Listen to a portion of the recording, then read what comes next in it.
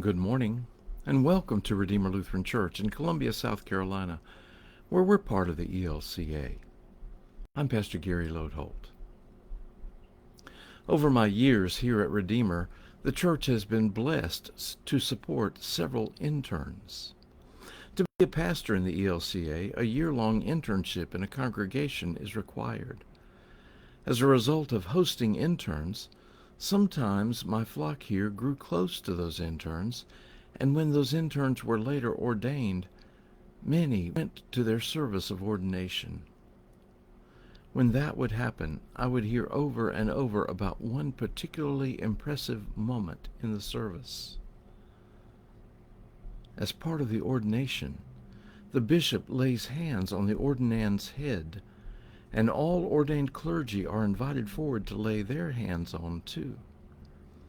It's a powerful moment of ordination as the bishop prays for God's Spirit to come on the ordinand.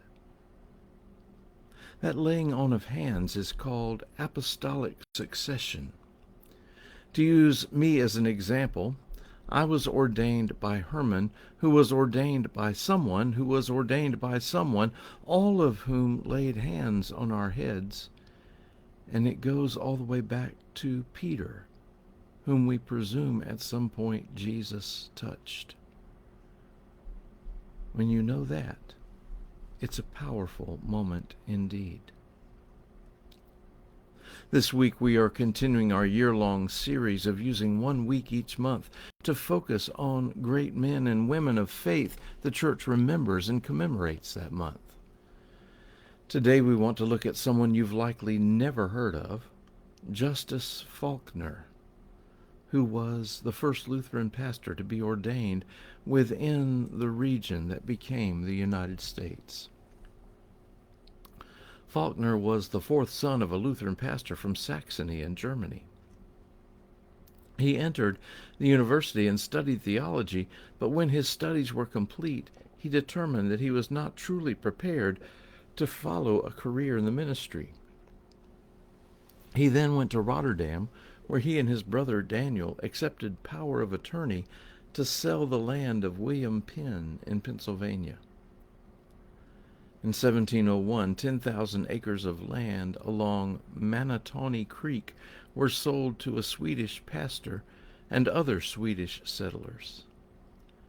After working with Pastor Rudman, Falckner reconsidered entering the ministry and was ordained on November 24, 1703, in Gloria Dei Lutheran Church, the Swedish Lutheran church in what is today South Philadelphia. His first assignment was with the settlers on Manatawny Creek, there in Pennsylvania. The next year, however, the King of Sweden issued an order formally naming Pastor Rudman as the superintendent of all the Swedish Lutheran churches in America, and shortly thereafter Falckner was reassigned to serve the Dutch congregations in Manhattan and then even as far away as Hackensack, New Jersey.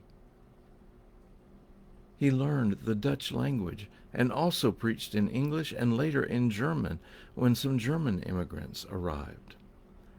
It wasn't long before he was serving 14 congregations in the Hudson River Valley. I'm not sure how he found the time, but Falckner was married and had 3 children, 2 girls and a boy. Falckner died in 1723. Falckner was part of that apostolic succession that I am part of, and that every pastor is part of. In some way, especially Lutherans, we have all been touched by his touch. Thanks for watching, and remember to let this day belong to God.